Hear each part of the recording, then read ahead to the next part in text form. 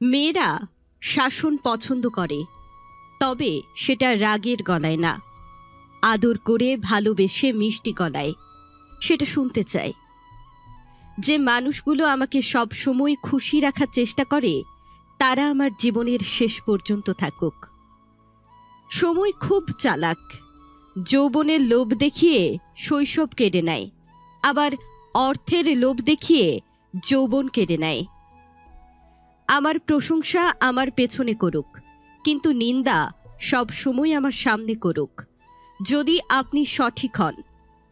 আমি নিজেকে শুধরে নেব, আর না হলে দায়িত্ব নিয়ে আপনাকে শুধরে দেব। পৃথিবীতে এমন কিছু মানুষ আছে যাদের পুরো জীবনটাই কেটে যাচ্ছে ভুল মানুষের সাথে। দুঃসময়ে কারোর কোনো অপমান গায়ে মাখতে নেই, সুসময় আসলে তার ভুল চোখে আঙুল দিয়ে দেখিয়ে দিন।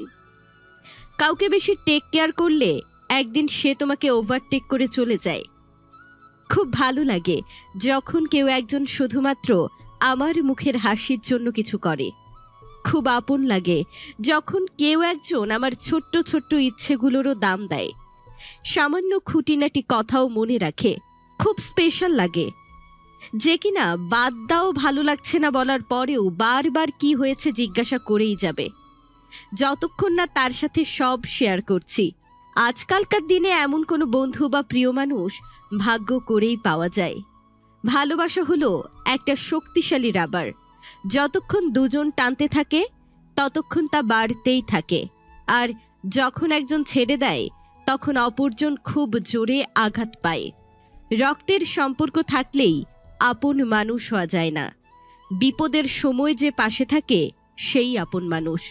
তুমি যত কম কথা বলবে, রাগ কম দেখাবে, কেউ কিছু বললেও কানে কম শুনবে, ঝামেলা হলে ছেড়ে দেবে, অপমান করলে হেসে চলে আসবে, মানুষকে আপন কম ভাববে, যত লোকের কাছে বোকা মানুষ হবে তত সুখে থাকবে।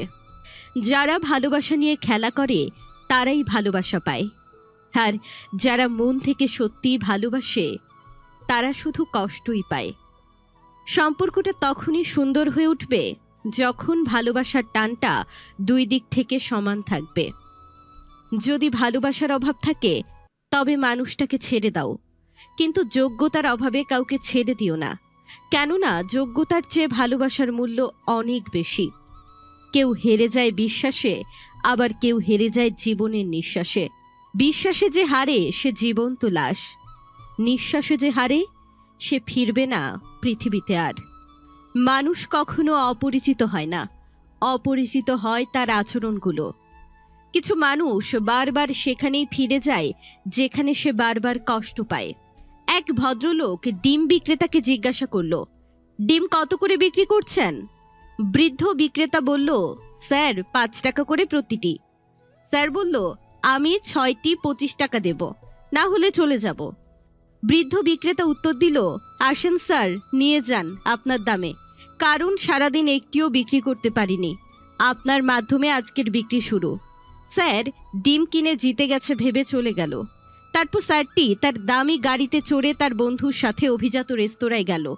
সেখানে সে এবং তার বন্ধুরা তাদের পছন্দসই অনেক কিছু অর্ডার করলো, কিন্তু তারা যে অর্ডার দিল তার স্বল্প খেলো আর বেশিরভাগই রেখে দিল।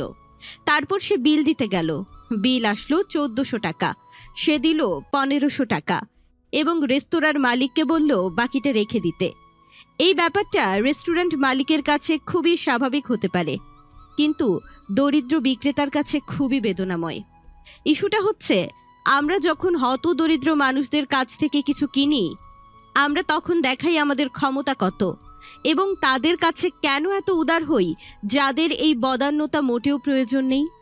বিষয়টা নিয়ে একটু গভীরভাবে চিন্তা করলে আমরা দেখতে পাই, যারা অভাবে থেকেও মানুষের কাছে হাত পেতে কিছু না নিয়ে কর্ম করে পেটে কিছু খাবার দিতে চায়, আমরা কেন পারি না তাদের একটু বেশি মূল্য দিতে? ভদ্রতার চাদরে আসলে আমরা আমাদের মূল্যবোধকে হারিয়ে ফেলেছি।